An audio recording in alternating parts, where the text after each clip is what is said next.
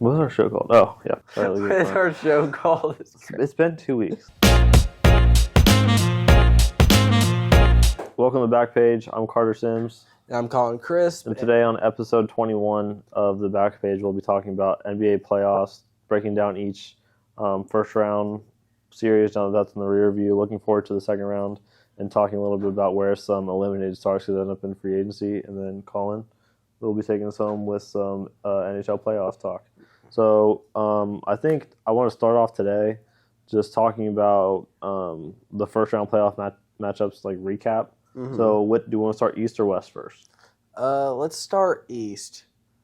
Okay, let's go. Well, I'll just go from the top of the bracket down. So let's start with Boston, Miami. Mm-hmm. What was your general takeaways from that one? I mean, Boston looked human, but Miami just wasn't the team to pull it off. Boston had some really good nights, some really not electric nights. I think what we got to see through that series was if a team plays Boston at their best every night, then Boston can be beat. Boston's not like an invincible team despite being by far the number one team going into the playoffs. And there's a team I think can do that we'll get to in a little bit, but the only thing I've seen people talk about how this would be a different series if Jimmy Butler was playing. I really don't buy into that because, for one, I understand they had an injury-riddled year. This is their third year full of injuries in the past 3 years. But, Boston's one of the best regular seasons of all time. Had one of the best regular seasons of all time. And, at no point other than the one game that they won did I really think, I think Miami has a chance of coming back. I thought the farthest that they could stretch it would be Boston in 6. And so, you look at Boston, you look at Miami. I think Miami's starting to get to the end of their run with this, group where they can just, put Jimmy out there, Bam out there, Tyler Hero, and then everyone else, and just get to the Eastern Conference Finals off the power of friendship. I think it's time to kind of start changing things up a little bit, and we'll get to that in the middle segment here. Boston, I agree they looked human, but considering how insane they looked all of the regular season, I don't necessarily think that should deter anyone from having them as a favorite to win the East. Oh, I agree with that. I think there's a big favorite. I think they're the big favorite to win the East, but I certainly don't think they should be minus numbers. No, is where I'm at with it. To me, looking inhuman is being in the semifinals for the East and the West right now, and your team being minus to win your side. Yeah. And I don't think Boston's quite there, but I do think that Boston is probably the most probable in the finals of the 4 teams in the East left. Yeah, I mean this team, I think official now, right? Brad Stevens won GM of the year. Did I see that was official? I didn't. I thought it was Oklahoma City's.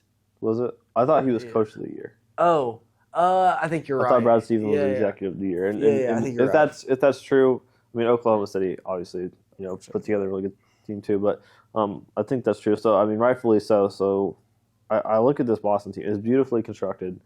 It's been talked about in the national media a lot actually of how impactful Derek White has been. But you look up and down this roster. I remember earlier in the season, I think probably first or second week, there was discussions about who was going to come off the bench between. The Jays were safe, and then the talk was Drew Holiday, Al Horford, Derek White, and then who was the other person that was in discussions of coming off the bench? What are you saying, Kristaps? Kristaps, right. And so they had kind of those 4, and they were figuring out how they were going to adjust that, and I believe Al Horford took the nod himself that he volunteered to come off the bench. And to have a team where that's the discussion you're having instead of how is Brown and Tatum going to coexist in this group with a premier front court player now, and is Al Horford worth the money that they pay him considering his age? They've all perfectly adapted into their roles is kind of how I look at this Boston team, which has been the key to success for especially in the East when you look at championship teams that aren't necessarily jam-packed with all-stars, because obviously I know Brown and Tatum have both had all-star selections, but they don't have multiple players that we consider to be in the top 10 of the NBA like they have in the West, right? When you look in the West, past champions, obviously the Warriors pop up. Obviously, Spurs. The Spurs. Even like they didn't win the championship, obviously, but the Rockets were right there for a couple of years with Harden and Chris Paul. Thunder. Like the West has had a lot of stars, and then you look at the like past teams that have had success in the East. I think of the Toronto Raptors. The Cleveland Cavs are kind of an outlier in the 2016 one, so I'll give you that. But still the Milwaukee Bucks, and now I think Boston's on pace to be in that discussion too.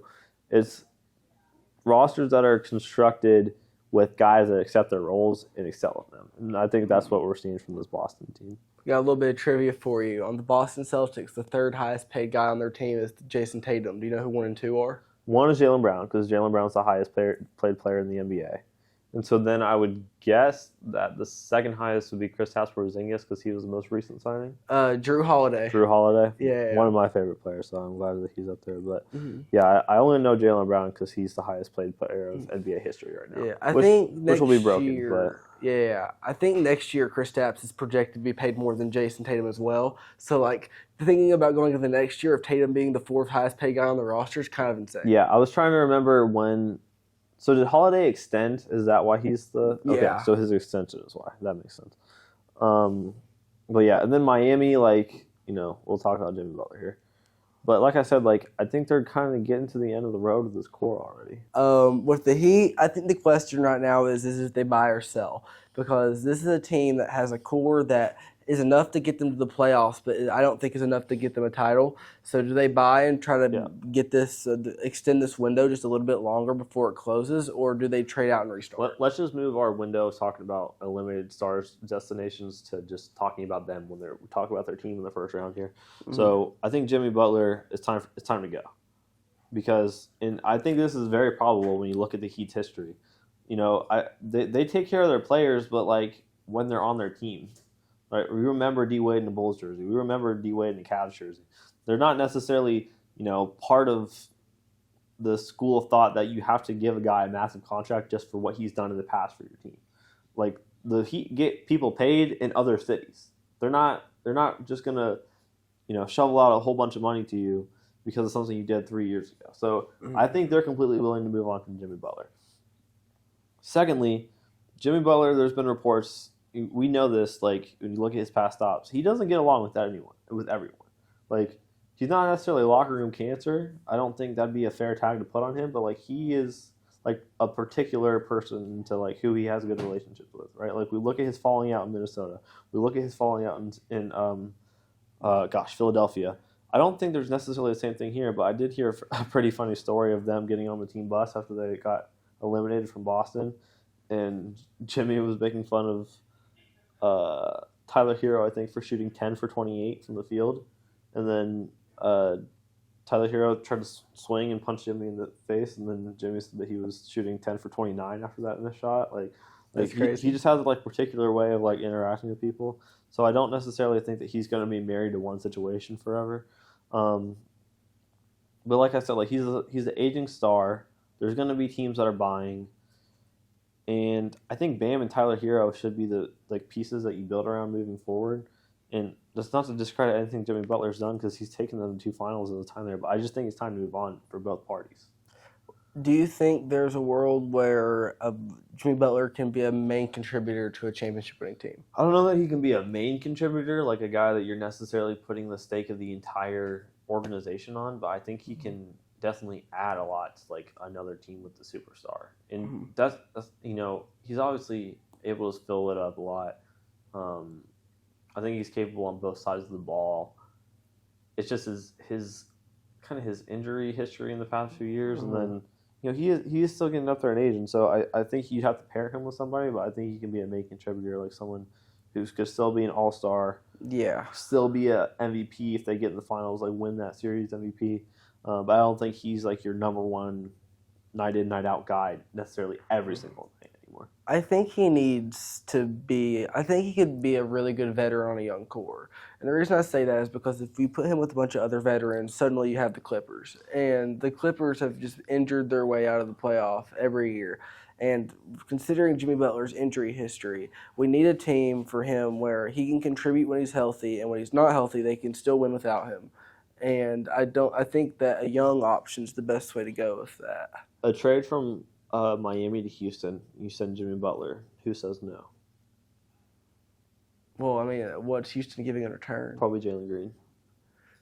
I don't know about Jalen Green. I mean, they dangled him out during the trade deadline, tried to get Mikal Bridges from Brooklyn this past deadline. And when the Jalen Green and Alperen Sengun pairing has been on the court together, it hasn't been very proficient. Like, Alperen Sengun has been really good, and Jalen Green have been really good, but not when they coexist. They're kind of like DeJounte Murray and Trae Young in that aspect, where like they both add a lot to the team, just they don't coexist well together. Mm. And I could see he is Jalen Green, probably one of, if not the worst defender in the league.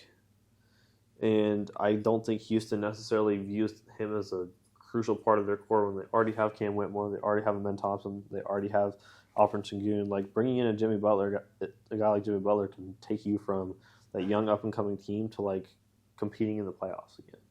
And when you look at the moves that they made, signing Fred VanVleet to a huge deal, bringing in Ime Udoka, who's a championship coach, like they're quickly approaching win-now status.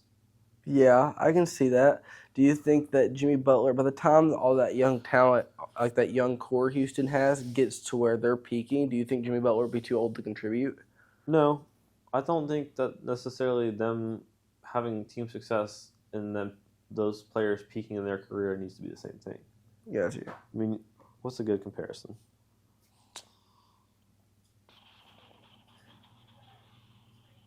I'd say a good comparison would be like the 2022 Boston Celtics. Like, those players aren't near, like, back 2 years ago, Jason Tatum, 2 years ago, Jaylen Brown, aren't nearly, in their primes yet. Yeah. But they're still able to have success with veteran support around them. Like,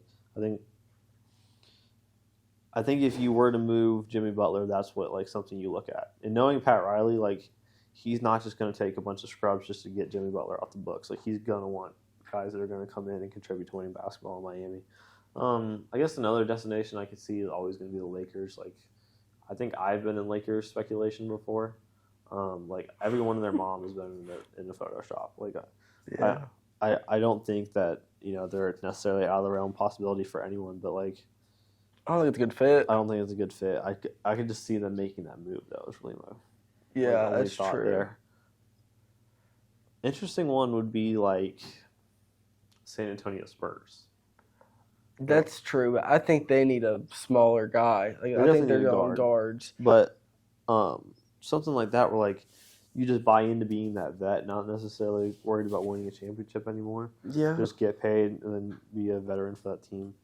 That's a possibility, but Do you yeah. think the Kings would be a good option? I don't know. I'm trying not to be influenced too much by Kings fandom because they're a little bit impatient. Like, they already are wanting Mike Brown out after the first round exits and back to back. We'll play in exit this year and then first round exit last year. But like, they're having. I like their core of Sabonis and Fox. I don't necessarily know that bringing in a older player like that is the move. I'd like to see them bring in like a Zach LaVine to kind of contribute to their roster. But yeah, I think it's time for the Heat to kind of. It might not happen this offseason, but I could see it happening within the next 18 months of them moving on from Jimmy Butler. Yeah. So our next series talk about just ended yesterday in Game 7, Cavs Magic. This didn't go like I thought the Cavs would win from the beginning, and then during this entire series, I thought the Magic was going to win. So like I was surprised twice in this series. What was your overall kind of expectation of the series versus what you got? I think that the Orlando Magic's road woes killed them. Like, going into this series, the Eastern seeding for their playoffs was not decided until the final game. And there was a world in the final game of the season where Orlando could have been a 2 or a 3 seed. And I think if that world were to have taken place, they win this series. But we've seen throughout the entire season that Orlando at their peak is one of the best teams in the East, but they are really, really bad at achieving that on the road. Yeah. And we only really had one game out of the 4 Cleveland home games where Orlando looked like the complete best form of their team throughout the whole game, and they still managed to lose that one off one of Donovan Mitchell's best performances. Yeah. So I think that it doesn't give me much faith in Cleveland based off this series, because I don't think Cleveland played the better ball throughout the series. They pulled out a miracle in Game 5, and then Game 3, 4, and 6 was the getting slapped. Like, Yeah. I don't think that if I'm a Cleveland fan watching that, I don't think, oh yeah, that's a team that can upset Boston. I mean, Donovan Mitchell, like, he's kind of had this reputation ever since his rookie year. He had a good playoff series his rookie year, and then he's kind of had this reputation of kind of disappearing in the playoffs. I think he's put that to bed in these past 2 games. That's true. Forget what was it 50? Did he hit 50 on the road in Game 6? Yeah. And then 47 last night, something like that. Like, he is like, I won't say carried because carried is kind of like a false like idea in the NBA, but like he has put the team on his back to power them into the second round.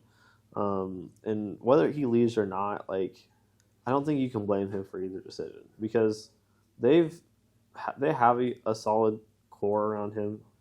It's just not the right time yet for that core. And I mean he's been speculated to go to the Knicks since like 2005. So like I understand the talk about that, but whether it's the Knicks or it's Miami or Sacramento or something like that, like if he wants to move on, I don't think Cavs fans can be upset about that. He is literally single-handedly taking the team from the first round to the second round. I agree with that. I do think that depending on the amount of success Cleveland manages to monger in this playoffs could dictate that. Because I mean, this is, I'm not saying this is what I think is going to happen, but hypothetically, Cleveland makes the finals. Like, if Cleveland makes it that far in a run, there ain't no way he leaves, right? Yeah, probably. I just don't see them getting past Boston, to be completely honest, but we'll get to that in a minute. Mm-hmm. My next series, Bucks-Pacers.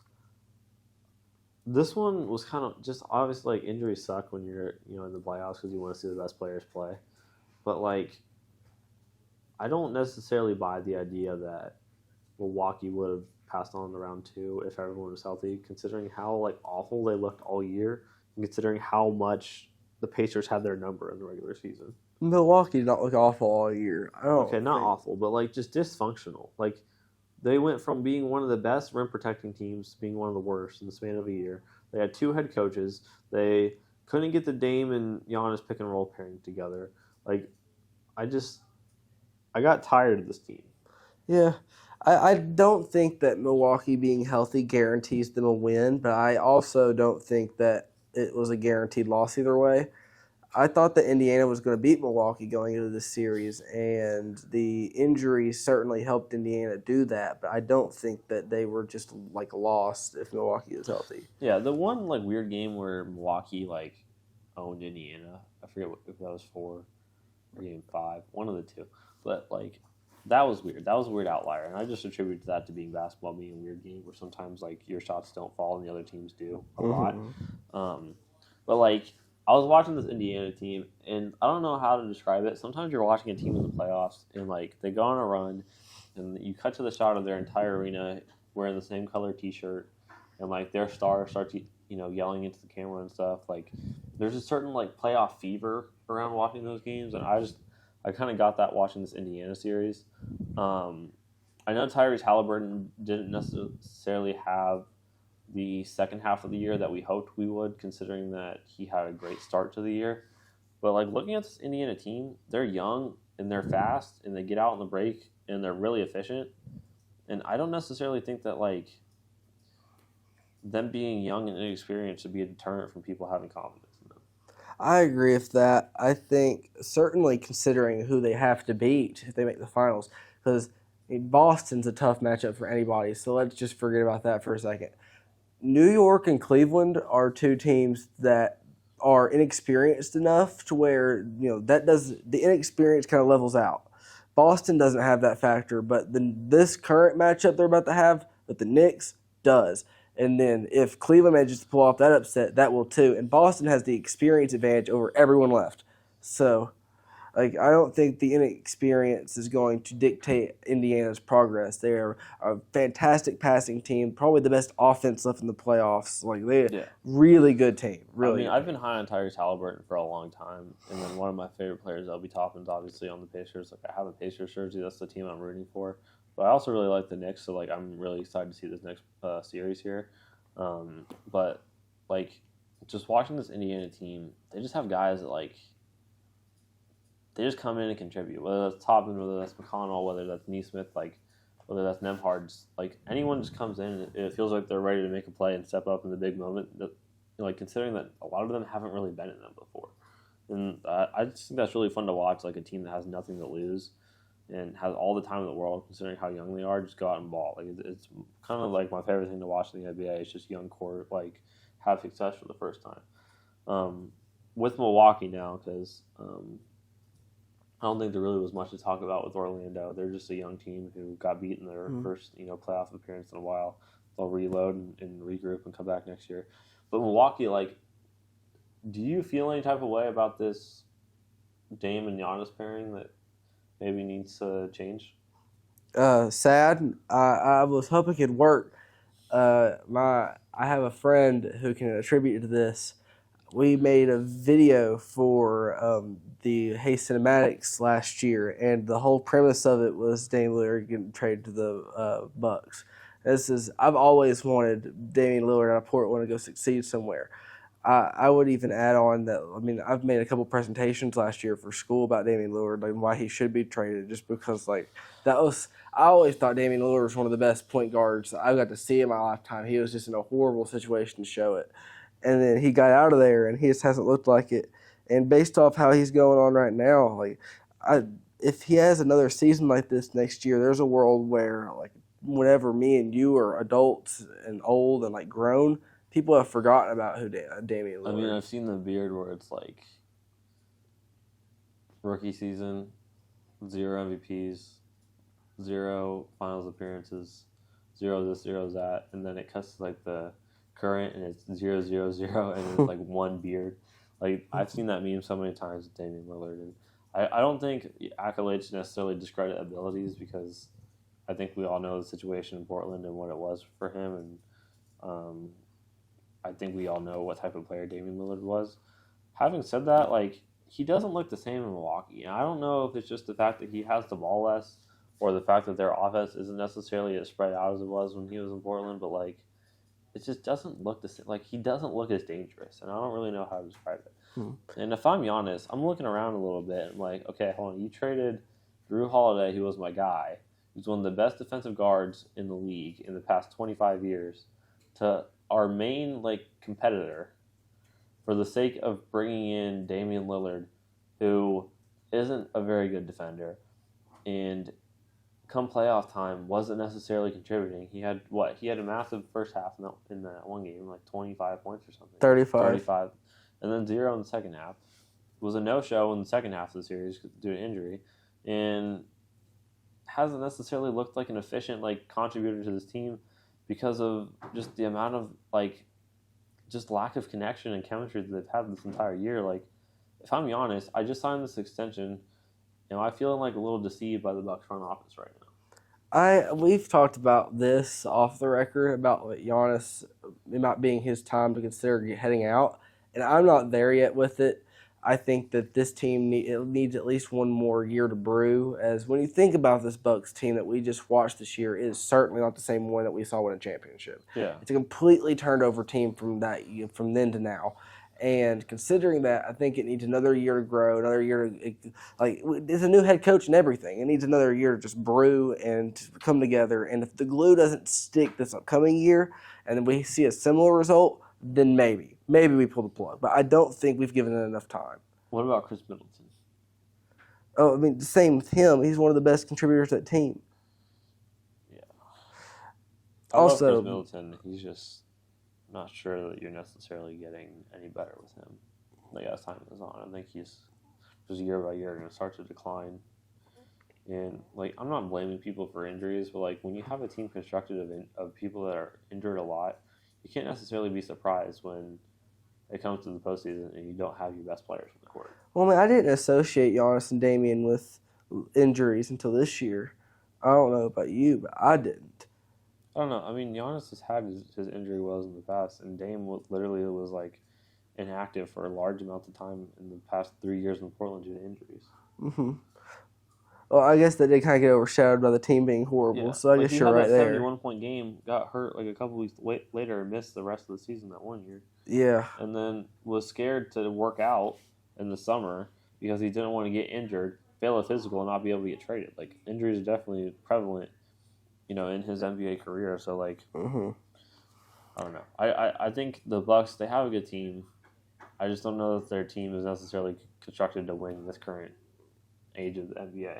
I see that. Also, before we move on, I wanted to comment on the Pacers. Like you talked about how they have guys who can step up and get the points needed to win every night, and I don't think people realize how good this Pacers roster is. Yeah. Like Miles Turner, incredible center. When Pascal Siakam just dropped like 35 on multiple nights in a row during this playoff series. Obi Toppin, one of the most electrifying forwards in the league, and he can score on a dime. Tyrese Halliburton, fantastic distributor of the ball for this offense, and he can score himself too. Like the Pacers are a really bad rebounding TJ McConnell, Benedict Mathurin, Andrew Nembhard, Aaron Nesmith. Am I missing anybody? I don't think so. That's kind of their main rotation. Yeah. Like that is a fire roster. And while the rebounding is certainly the weakness of that team, and if they make any acquisitions over the offseason, I think it should be an elite rebounder. Beyond that, like this team is fantastic distributing the ball. They're super fast, got a lot of youth, so they're going to get nothing but better. And this team scores like no other. And other than Siakam, Turner, and Halliburton, because you'd assume that they extend Siakam, and you'd assume that they, extend Halliburton whatever he wants because he's been like great for them. And Turner's already on a big deal. Like they're really young and cheap. Mm-hmm. That's one of the most dangerous parts about them. So yeah, I think sky's the limit with this team. Honestly, like maybe not this year, but in the future, like I could see them being a 1-2 seed in the East. I agree. Moving on to the final series of the Eastern Conference. This is one of the best first-round Eastern Conference series I think I've watched in the past 5 years. It was Knicks 76ers. Probably as competitive as the 2 versus 7 can get without. I mean, obviously it didn't go to Game 7, so that's literally as competitive as it can get. But this was a tight series and a lot of intense moments in this one. I like the Pacers, and that's kind of who I want to win. But just something about this Knicks team is so lovable. Mm-hmm. I have a hard time rooting against them. And I think it's just because they have guys on their team that I've liked at other stops. I liked Josh Hart a lot when he was in New Orleans, and I liked Dante DiVincenzo obviously when he was a Warrior. And I watched the Nova guys when they were in college and they won 2 championships in 3 years. So I'm familiar with their players, but they just seem I just don't really know how to describe. They just have that it factor. Yeah. What did you kind of make in retrospect of the series? I think I took more out of the losers than the winners because I think it's really time to start asking questions about Joel Embiid's future. Yeah, I know that's a big discussion. So let's cover the Knicks real quick. Okay. Jalen Brunson, best guard in the East. I'm ready to give him the title. I still have him number 2 in the league.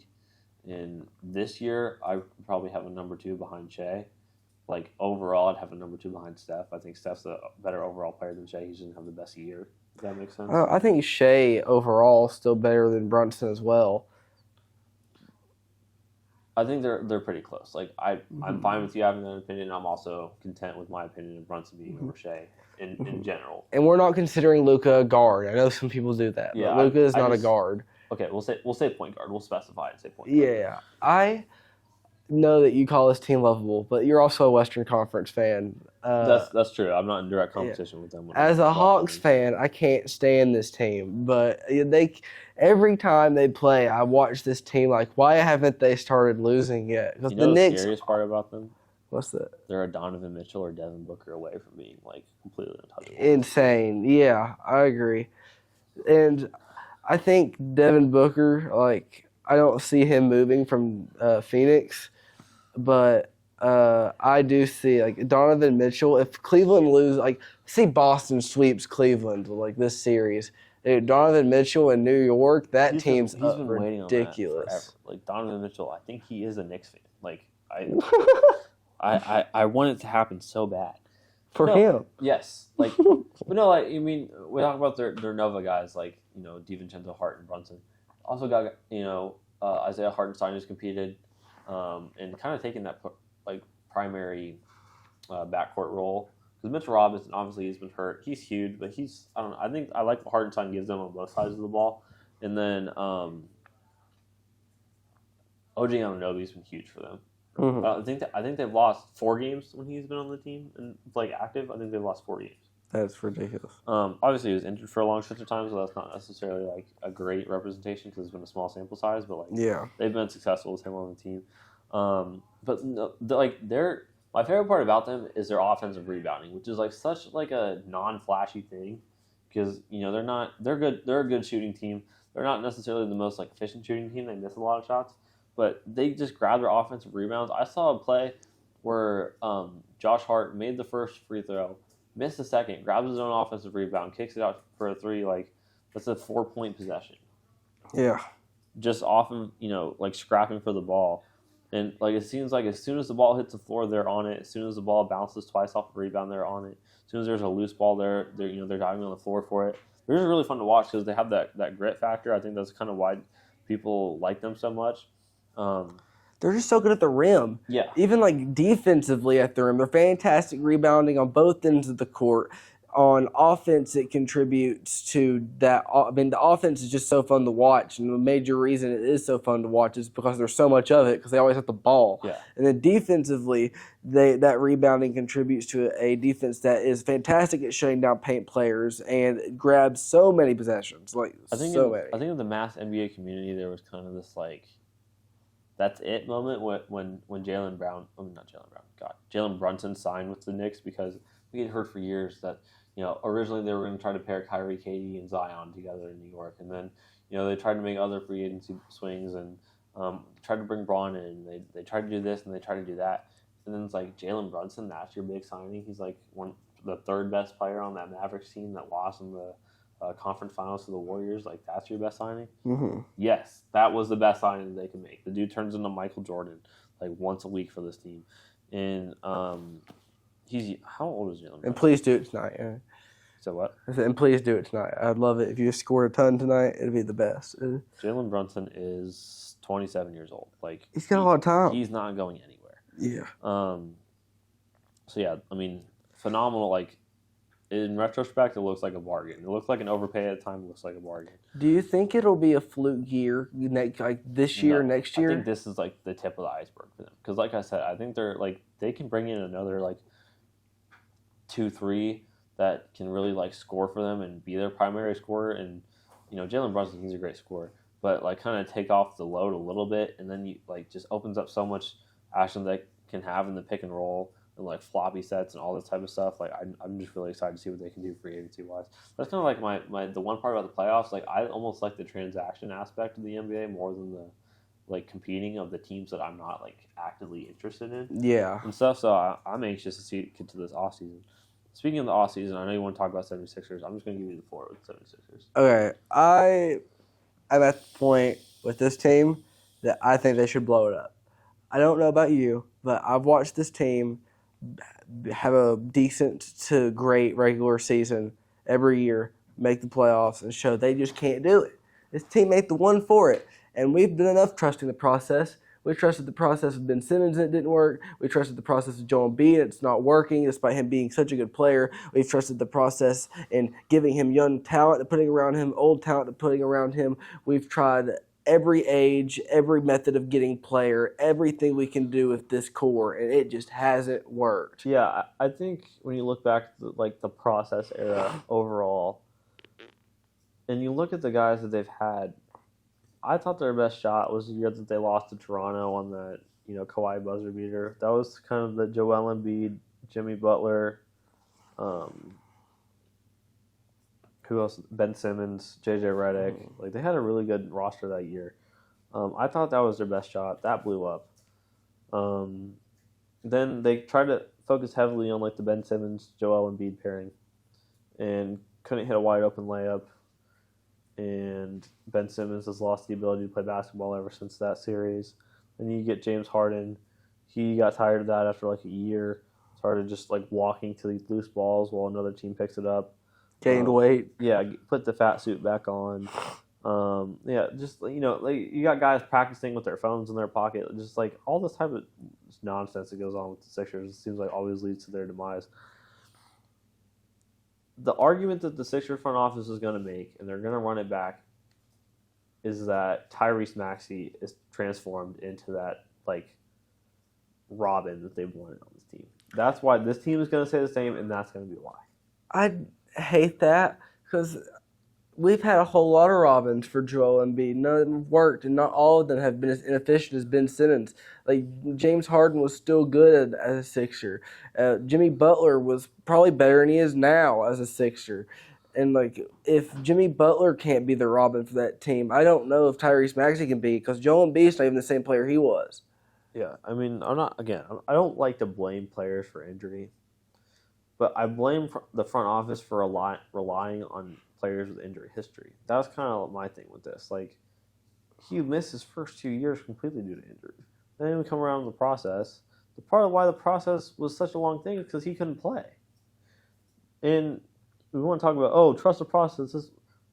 The process has failed. Like, you look at the guys that they've given up, Nikola Vucevic, Andre Iguodala, Drew Holiday. Then they drafted, Jalil Okafor out of Duke. That looks great now. He's not in the NBA. Had like great role players that you let slip by. Could have contributed to a team. You didn't pay them. They go to your rivals. They go to Miami. They go to Boston. Like, they do this.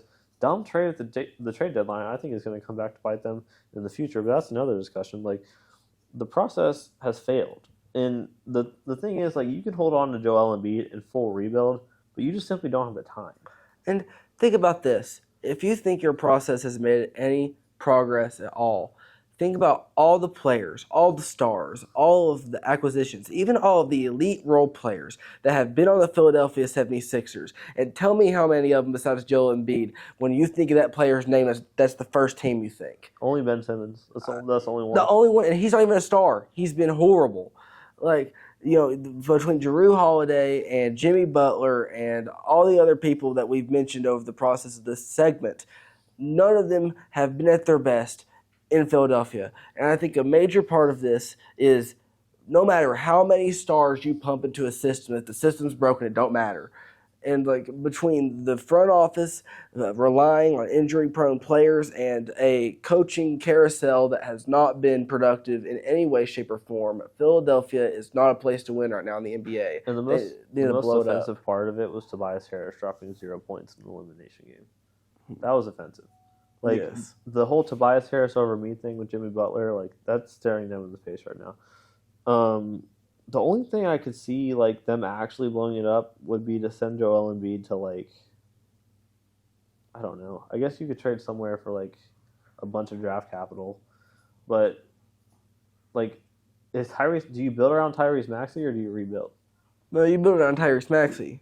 100%. He's got so many years ahead of him. I just don't know what you do with Joel Embiid. Like, who wants Joel Embiid right now? I mean, there's a lot. I feel like a lot of teams need an elite center. Is he an elite center? Oh, yeah. He's an MVP. I don't care how good you are in the regular season when you're injured half the time and then you can't get me out of the second round.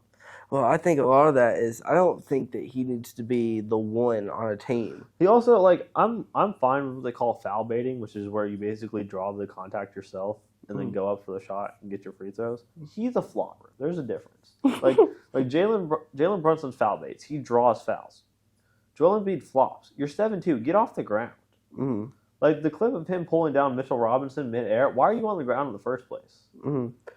He's like the Zach Edey of. It's just, like, it looks dumb. And this is why he's injured all the time, because he's on the ground. Mm-hmm. He flops so much that he misses shots midair because he's adjusting his body to draw the contact over making the actual shot.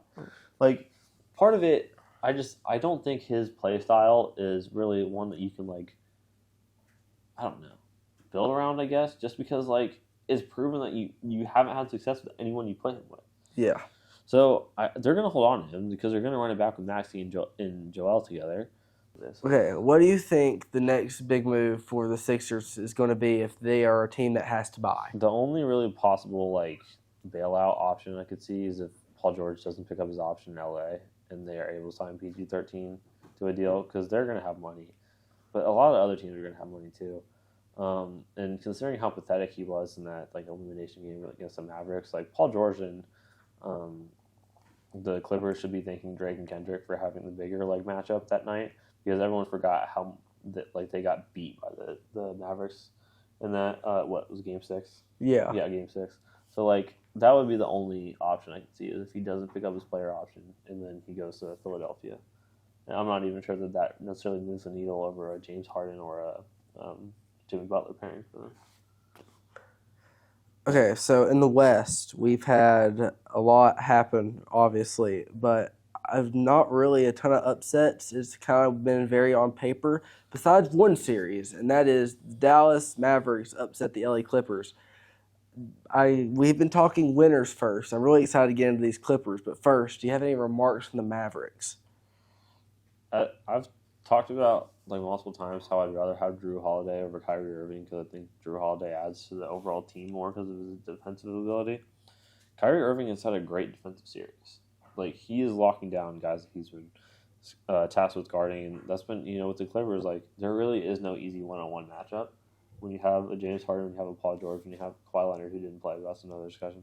And you have Russell Westbrook. Like that's a tough guard, and he was able to manage. I think he was like forcing guys to like 25% shooting percentage when he was a primary defender. Like that's an accolade for him. Considering he's one of the best offensive players of all time, to have such a defensive impact from him, like you'll take that night in and night out.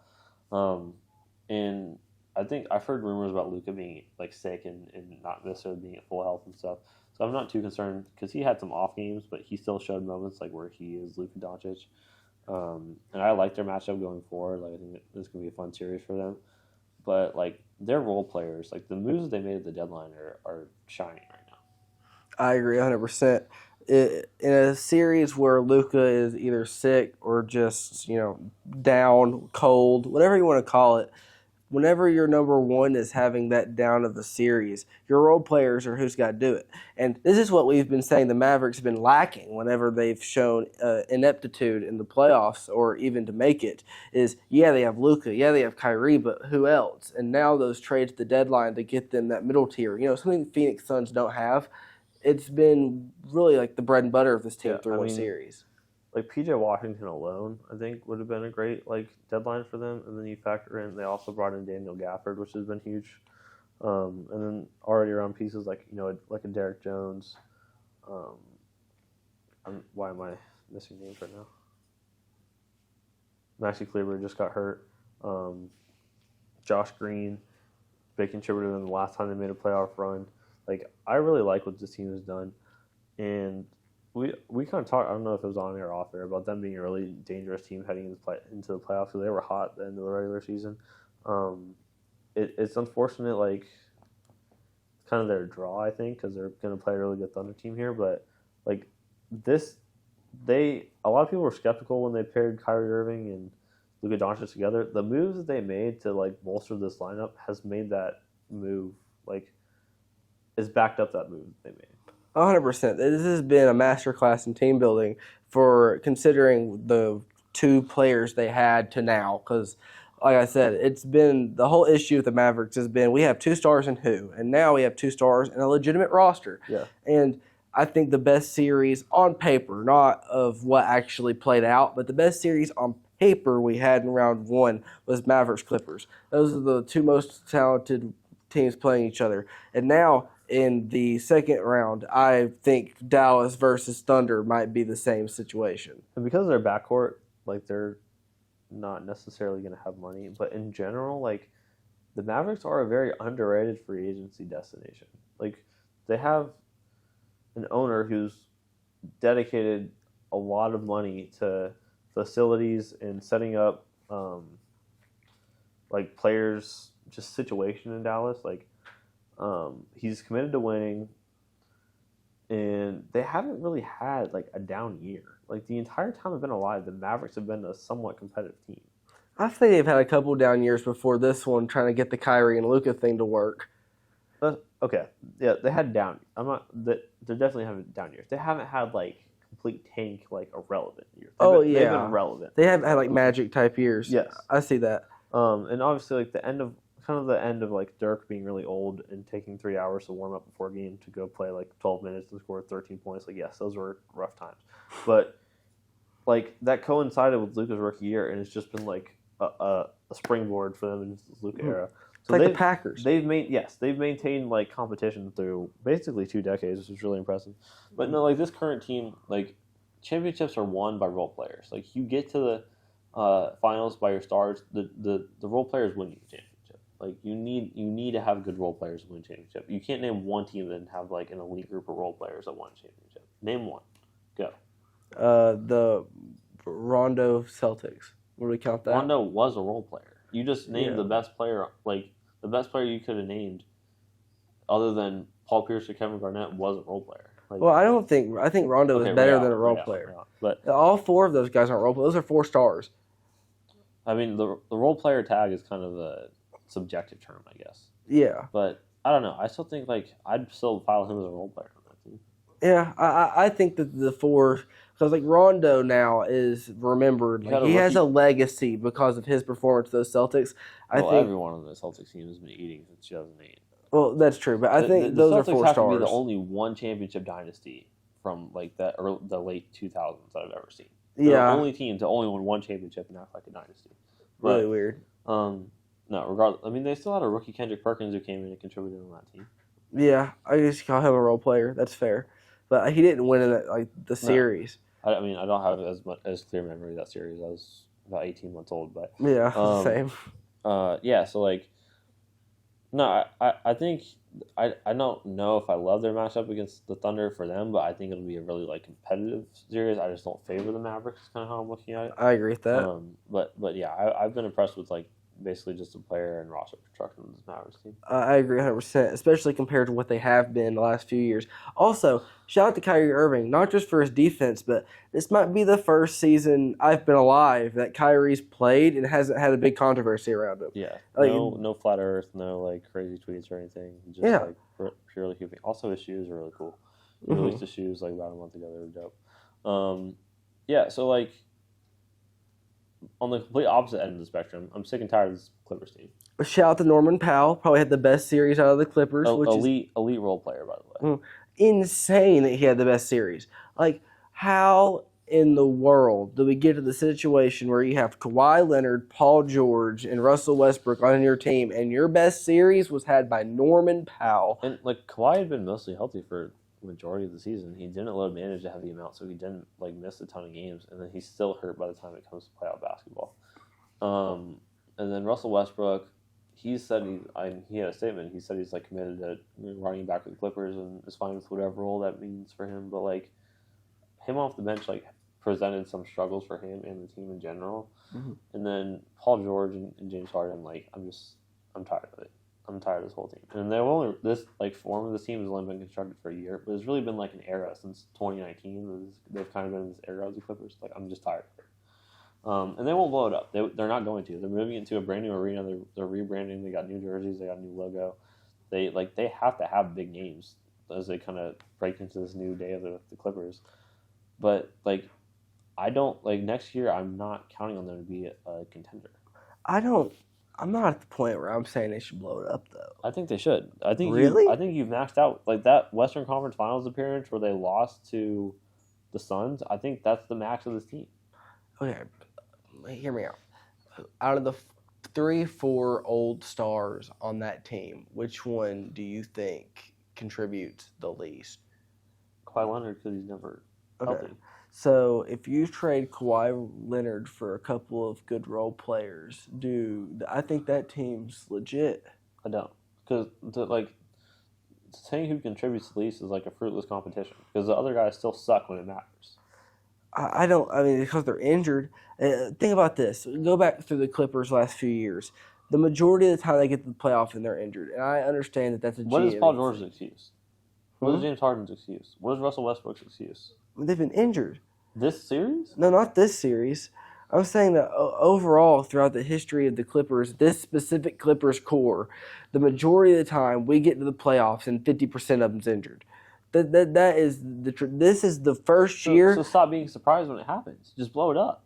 I don't think blowing it up is the answer because there's no way that they can trade these people to get people that's going to win them something. No, it's not. Like I'm saying, tank. Like completely. I don't think it's that time yet. Completely start over. They're moving into a new arena. They have a complete rebrand happening. I told you. I know. I know what they're going to do, and they're going to run it back. Well, I think they should do. what I think they should do is just completely start over. Like these guys' values aren't going to get any higher. Kawhi, Westbrook, Harden, and Paul George, their values aren't going to get any higher. I agree with You're that. about to lose Paul George for free. You could lose James Harden for free. You're going to have to trade Russell Westbrook, but you didn't start him, so his trade value is really low. The best year that Westbrook had recently has been in Washington, and I think there's still that Wizards Westbrook in there somewhere. You could trade Man for some pieces, but you need to just completely start over with a clean slate. Tank, suck for 3 years, and then draft your way back up. That's the only way they can fix this. I don't. They always try to straddle the two, and they mess it. You know why they look really bad right now? Because Shai Gilgeous-Alexander is in the MVP discussion.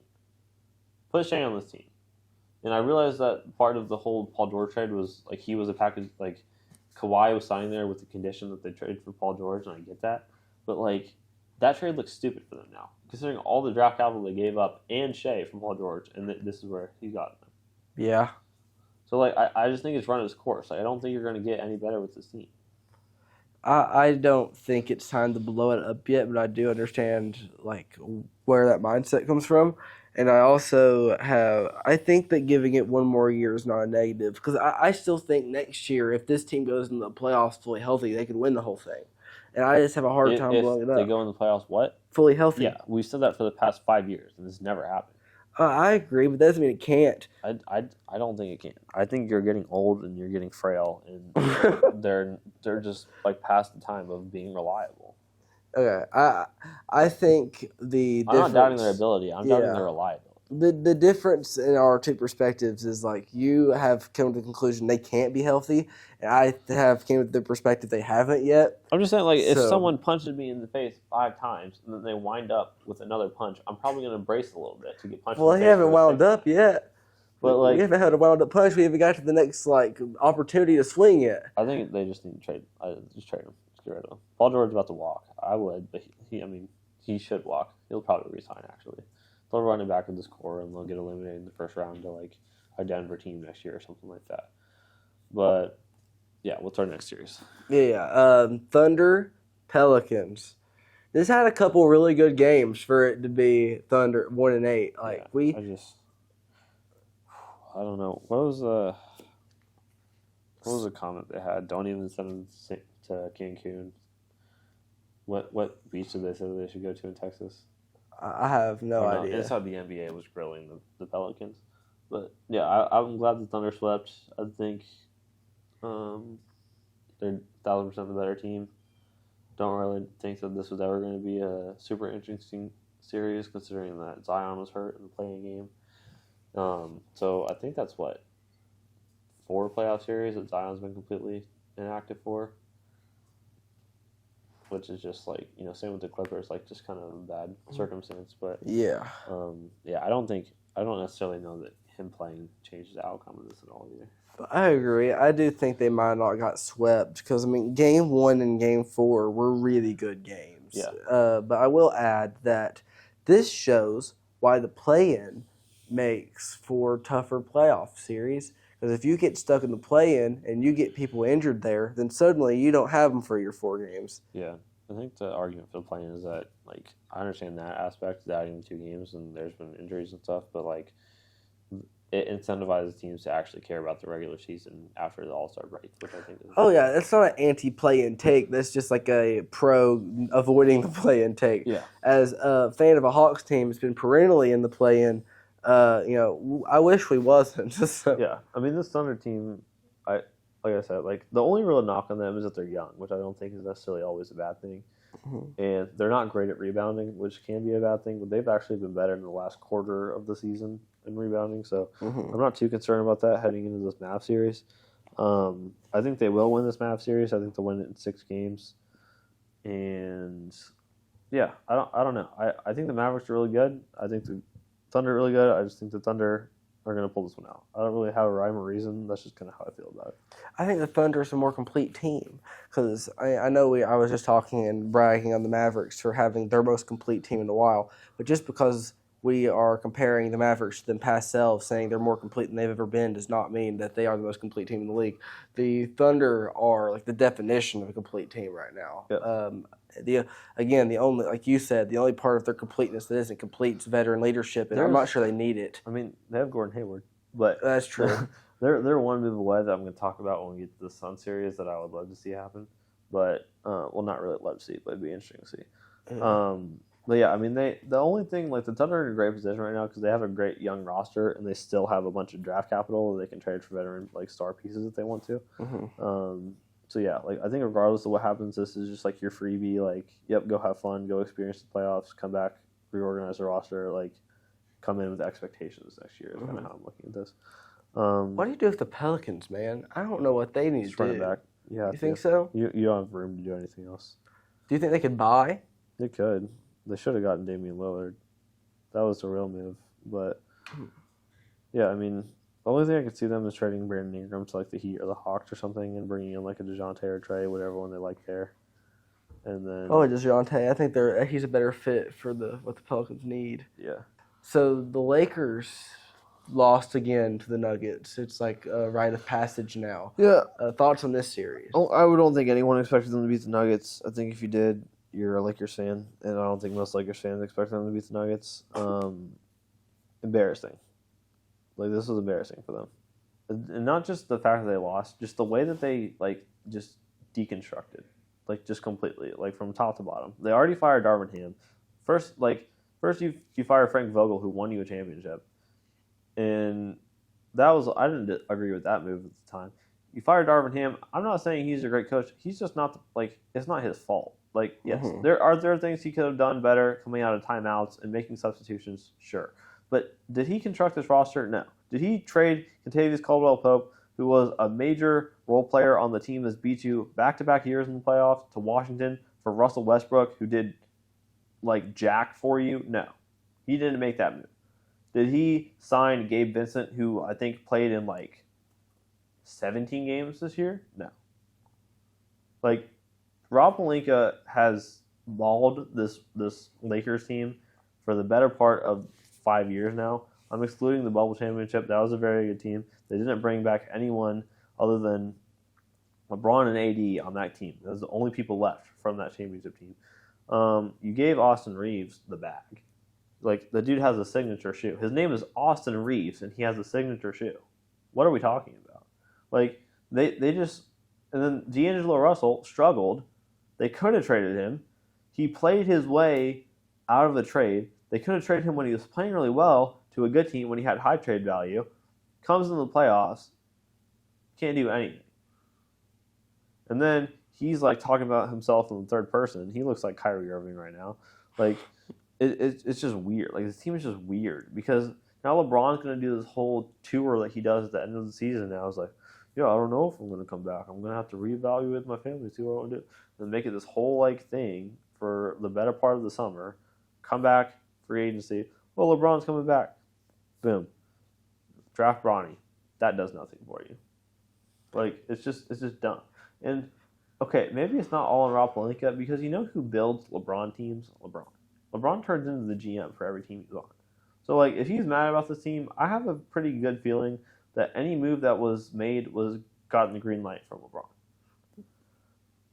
I agree with that. Out of everything there is to be mad at this team, I hate they fired Darvin Ham. Like, I hated that they hired him in the first place because I don't think you need to hire a rookie head coach when you have LeBron James on your team. Really? Yeah.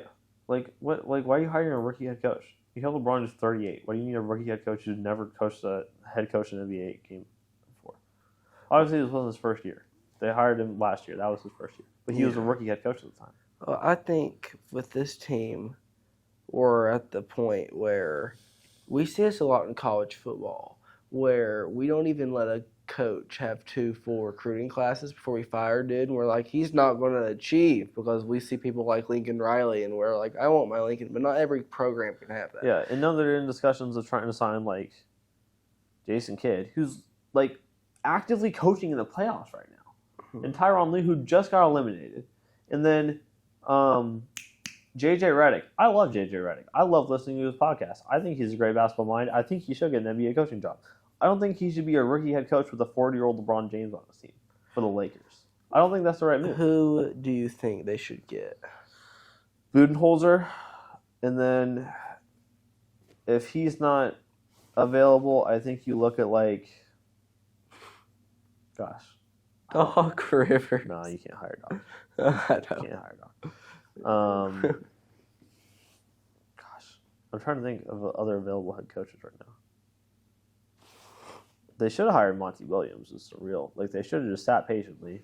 They wanted to fire Frank Vogel after the last year. They could have hired Monty Williams. That would have been a better move. I don't know. Yeah, I think Budenholzer is the clear choice for me.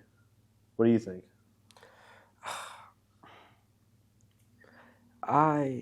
If Jason Kidd is available, and he doesn't Why stay. would Jason Kidd be? Why would he want to leave the Mavericks with a generational player like Luka? I don't know. A lot of people seem to find a way to leave where they're at for no reason Jason because Kidd it's the already Lakers. has had one turbulent, time in LA.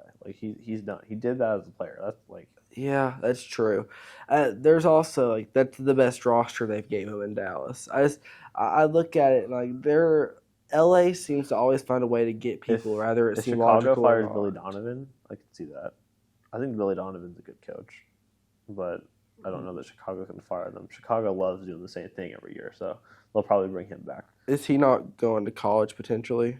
I think that's a potential too. I mean, he's had success at every level. Yeah. So I think if Billy Donovan's available, I think that'd be a great hire for them. I feel bad for these head coaches because they're going into be a scapegoat. Mm-hmm. But yeah, Nuggets didn't have their best playoff series actually. This was not a glamorous Nuggets series, and obviously they beat them in 5 games.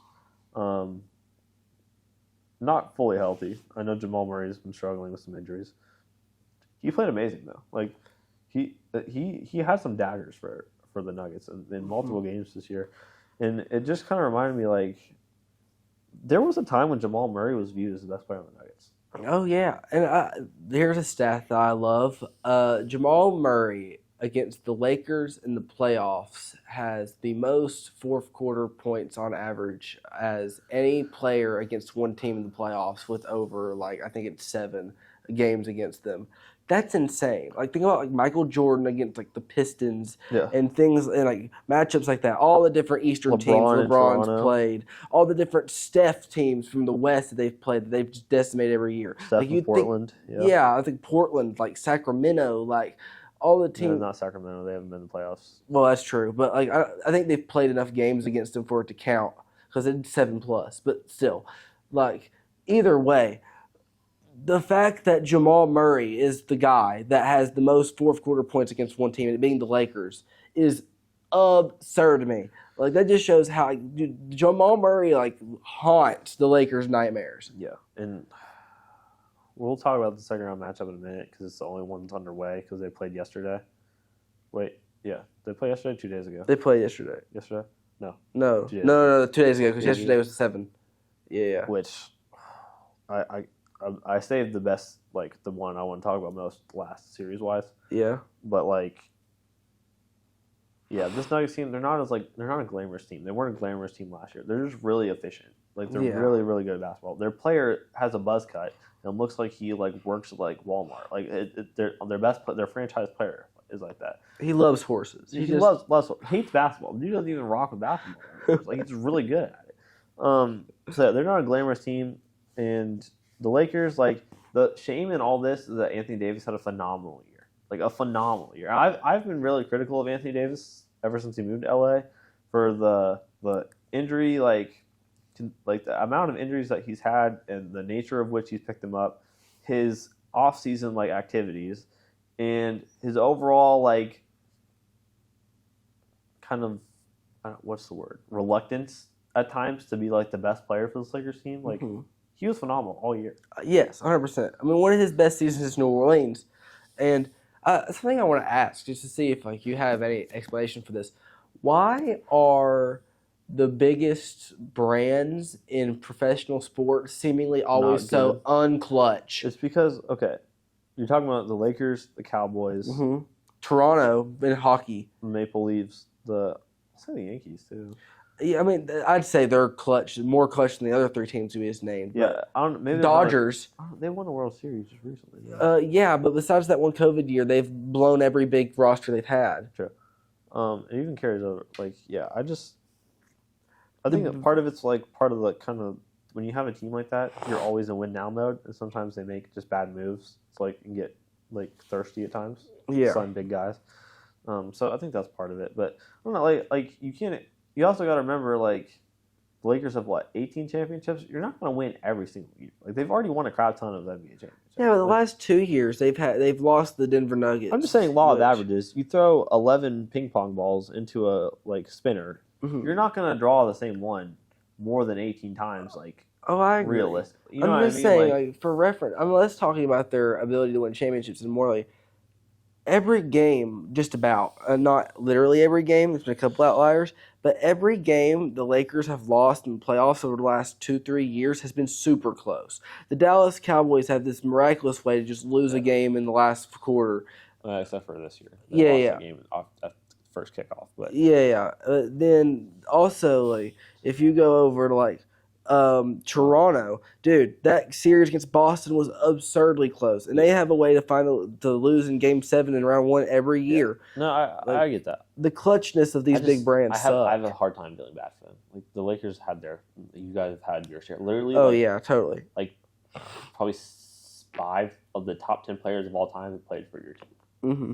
Like Braun, Kobe, Shaq, Kareem, Will, Magic. Mm-hmm. I always forget Magic sometimes. I don't know why I forget it. I don't forget him, but I just think of those guys first. I don't know why. Yeah. Yeah, no, I don't feel bad for them at all. Yeah. I don't either. I just think it's a weird observation. What do the Lakers do? I mean, I don't think a Lakers LeBron team wins again. I don't. If I'm LeBron, I'm go back to Cleveland again. Yeah. What if they get rid of Donovan Mitchell? I think that might encourage him. Really? I think I would want Donovan Mitchell to stay, but if Donovan Mitchell leaves, that's more money to LeBron. I mean, I think there's take a low not low because he's not gonna take a minimum, but take a modest contract. Go back to your hometown, draft your kid. You have a competent roster. Let's say Donovan Mitchell stays. If you take that pay cut, right? Donovan Mitchell, Jared Allen, Evan Mobley. He can take the starting spot from Karis LeVert. He can play the 3. We're fine with that. Donovan Mitchell, LeBron James, Evan Mobley, Jared Allen, and then you can have DG at the 1. Yeah. I think that's a really good team. That's a team that works. I see that. Draft your kid, draft Bronny, have fun with that. That's fine. I don't think that that doesn't hurt sets Cleveland. the Cavs back 15 years or anything. I think that's what he should do. But if assuming he does stay on the Lakers, Trae Young is going to be the first guy that they target. Oh, I think that's the most logical one, and that's the same case for San Antonio. They'll try to do that too. I really think Trae is going to be a Spur. I would prefer to see that, but me too. I also don't think Paul George to the Lakers is completely out of the question. Oh, I don't either. Actually, I would really support that. I would like that move. Yeah, I don't. You might not, but I would like that move. Basketball-wise, I would like that move. Just as a fan against the Lakers, I wouldn't. That's fair. I see that. The one, I'll say that next series. Okay. Timberwolves, Suns. Dude. I've been waiting to talk about this one for a long time. I am such a Suns hater. You have no idea how much of a hater of the Suns I am. I've been a hater of the Suns since before they were good. I don't know why. I just hate them. I don't like Devin Booker. He's not a likable player to me. I don't know why. I can't. Is it because he's dating a Jenner? No, he's not dating a Jenner anymore. I think that's over. Well, maybe. Well, back when they were horrible, regardless, he still has the curse of the Jenners. Apparently, yeah, he's on the all Kardashian Jenner team of choking the playoffs. Mm-hmm. And just another one to the book. You had the Chris Paul hits a huge 3 to cut the lead to 60 points. You had them losing to the Nuggets last year, and then you had them going out in the first round to Michael Jordan's son this year. I think it's. I don't know. If I'm Devin Booker, I'm looking around a little bit. Man, they have that open 2 guard spot in New York, and I like living in New York, and I can go to Fashion Week, and I can do all this stuff. I can get a nice apartment. I don't have to worry about being hot as balls outside. I think that's kind of the move if I'm Devin Booker. But assuming he stays, And he's one of the few people I think in the league genuinely cares about being in a big market. I think he does. I think he enjoys being. It was just fine. I don't fault him for that. I would want to be in a big market too. Yeah, make a lot of money, have a cool life. Like, that's fine. Yeah, but like, I don't. I think like the Suns team. I think they were better when they had the Chris Paul, Mikal Bridges, Devin Booker, DeAndre Ayton core. Not Ayton, but yeah. Like, they had more success. Like, that was better, like a more suitable team to build off of. I agree with that. I mean, they made the finals. Yeah, and honestly, if you hold on to Ayton and maybe sit with Mikal Bridges and then bring in Bradley Beal, I don't hate that team as much as this team. Well, Ayton's a bad player. I guess. Okay, yeah, you're right. Okay, Ayton's really bad. I had the first round version of Ayton stuck in my mind. But no, like, I don't know. I feel like they got a little too greedy. Yeah. We've talked about how they have no role players all year. They have no role player. They have no point guard. I was part of the committee that was like, you know what, you have Devin Booker, you have Bradley Beal, you have Kevin Durant. You can find out someone to bring up the ball. They needed a premier point guard to get their players open, and they couldn't get it done. You know, if this is an outlandish question, I'm going to ask it. If it wasn't KD and instead it was LeBron, would that team work? No, I don't think it works for, like, you could put a lot of people. I don't think that situation works. Yeah. And Matt Ishbia, I think it was him. He's our new general manager or owner. General manager or owner? I have no idea. He's in charge of the operation. Yeah. He said, well, if you ask 29 other teams, 26 of them want to trade spots with the Phoenix Suns. Who wants to be in the Suns position? Do the Thunder want to be in the Suns position? No. Celtics? No. Knicks? No. Cavs? No. As a Hawks Clippers, fan, no. it wouldn't hurt my feelings. My Hawks are a sad place. You know what I mean? Okay, yeah, fine. Take the Hawks. But, like, anyone relevant? No. Well, yeah, other relevant teams, but, like, I think, you know, the Hornets would probably take that position. Washington would take that position. We're not talking about the Hornets. Washington would take that position. But yeah, like, if I'm Kevin Durant, it's time to go. Kevin Durant has proven he does not care about, like, what his public perception is. He's sensitive, but he'll do regardless. Mm-hmm. I think it's time to come home. Home? Yes, Golden State. Oh my God, it's not his home. Golden State. His home. I had a dream. I'm so serious. I had a dream. I had a dream one night, and I saw LeBron James, Steph Curry, and Kevin Durant all in a Warriors uniform. And I think it's time.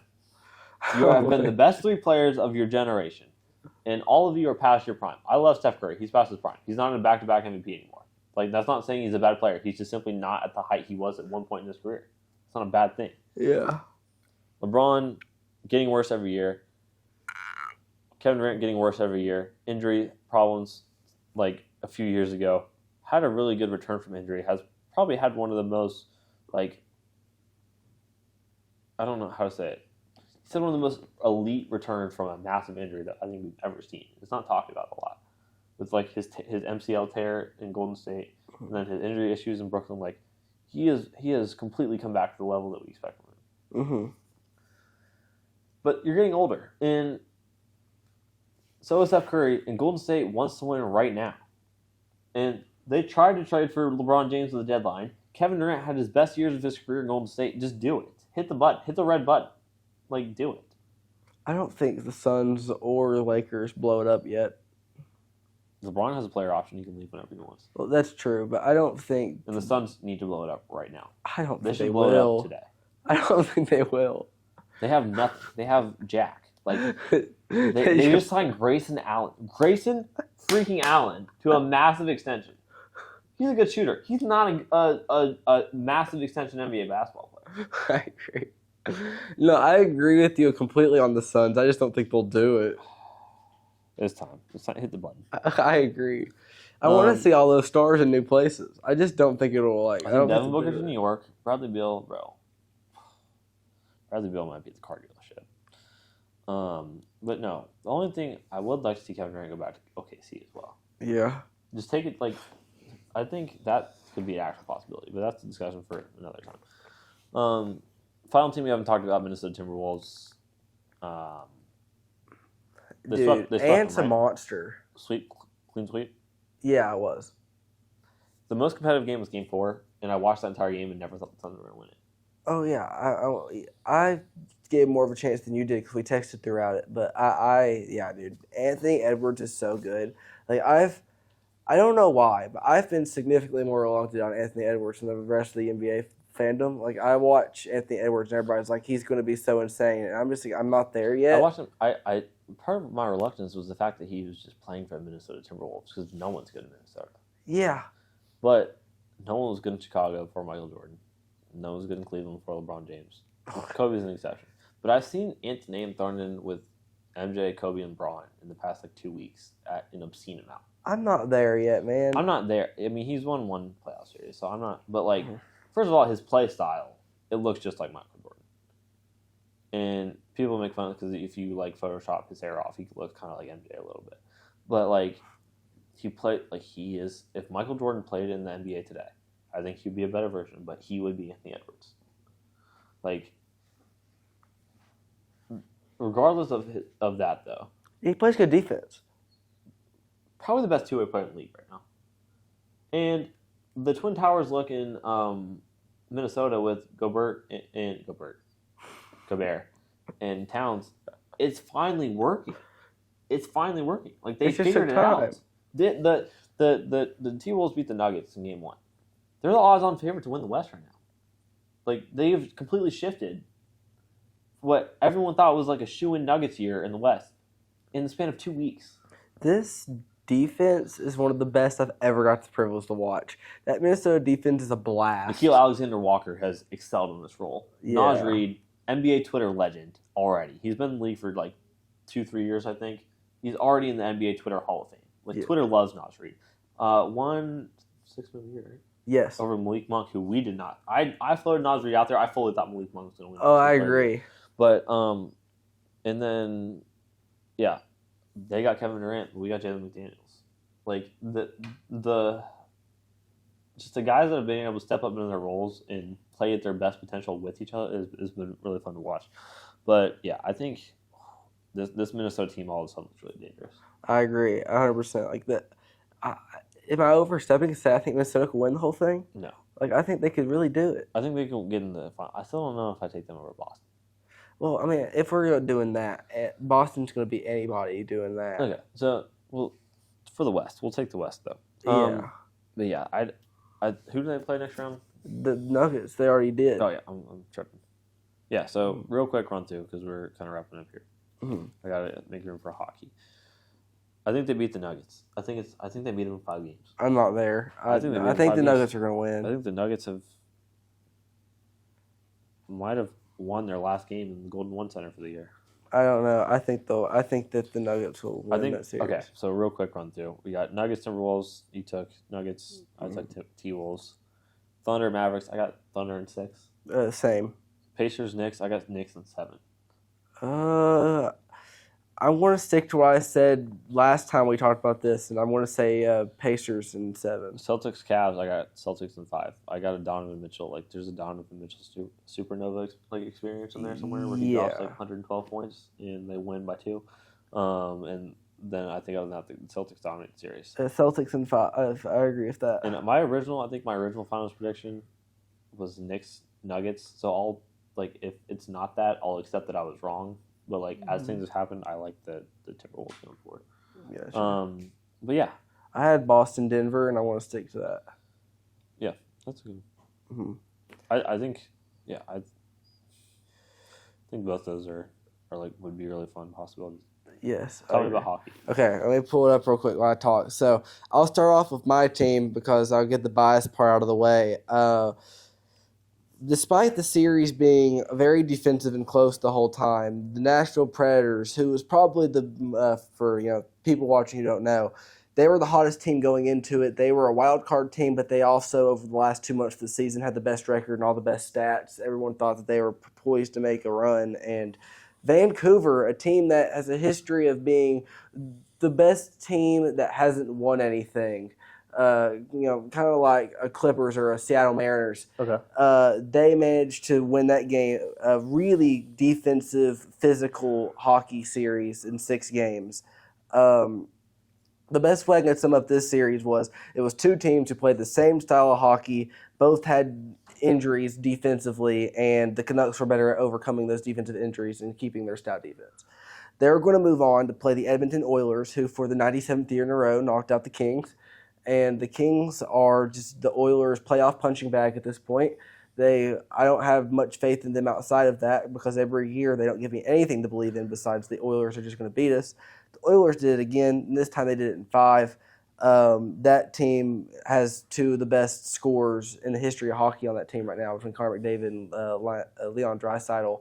But they've built a better offense than they even have had previously as they are starting to get more and more middle-of-the-pack offensive scorers. Okay. That's not just those 2. So that'll be Canucks Oilers, the 1-2 in the West play. That's going to be that series. So we're in conference finals now? No, we are. This is second round that we're moving into. Okay. That's Pacific Finals. Okay, cool. Central Finals. The Stars came back. Dude, it looked bad. Stars number 2 team in the league, number 1 team in the West. They are playing the defending champions, the Vegas Golden Knights. They dropped both their first 2 games at home in blowouts. It looked gross. And the Stars won a whole bunch of really close, clutch, deep, offensive-based games to fight their way back. Then Game 7 ended up being a defensive drag-out fight that we hadn't seen throughout the whole series. But the Stars managed to come back from the trenches to win a game at 7-4-3. Move on, knock out the defending champion Golden Knights. Golden Knights will be right back next year. They have a stacked roster. They were injured throughout the year. The Stars have been fantastic despite their goalie having a down year. So, Stars are a favorite to win the whole thing right now, in the West at least. So then I know Boston won. We got one more Western Series first, though. The Avalanche lost a 7-6 game 1 to the Jets before completely slaughtering them for the next 4 games.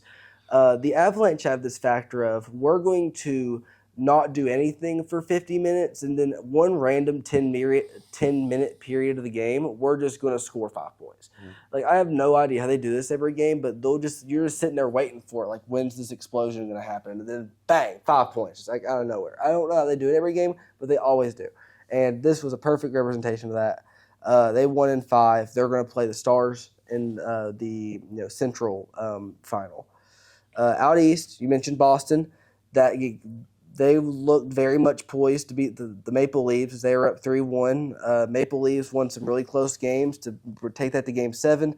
Boston wins that series in overtime. Toronto goes back to being a team that can never make it past round 1. And Boston, this is probably the last year of their window being open. So if they're going to do anything big, they have to do it this year. They're going to play the team that barely edged them out in the Atlantic to win the Atlantic favorite for the regular season. A Florida team that played their rival Tampa in round 1. A whole lot of really good hockey. I say Florida wins in 5 over a 4 seed, and you think, oh, well, that went as expected. But every game Tampa lost was a classic. They're some of the best goalie play we've had all year because it was 2 goalies playing their peak performance against offenses that just looked no way getting stopped by the defense. The defenses were the only part of this series that didn't show up, but the goalies compensated, and it made for some fantastic hockey. But Florida's going to move on and play Boston. The winner of that series will play the winner of the Metro. The Rangers swept the Capitals, and that was as expected. The President's Trophy winning New York Rangers looked like the best team over there, besides maybe Carolina, which despite some weird games against the Islanders that should not have been as close as they were, they're going to move on after 5. It's looking like the favorite to win it all will be the winner of the Rangers-Carolina series out of the East, which is a second-round series, but that's how the Metro division lines up. We've known all year that the 2 best teams in hockey right now are in Metro, so the winner of the Rangers-Carolina series will probably be the favorite to win the whole thing. Hardly any upsets this round. We didn't have one. The Golden Knights almost pulled off the only upset of round 1, but we didn't really get one. So run me through all the teams in the West. Excuse me. Alive. Yeah.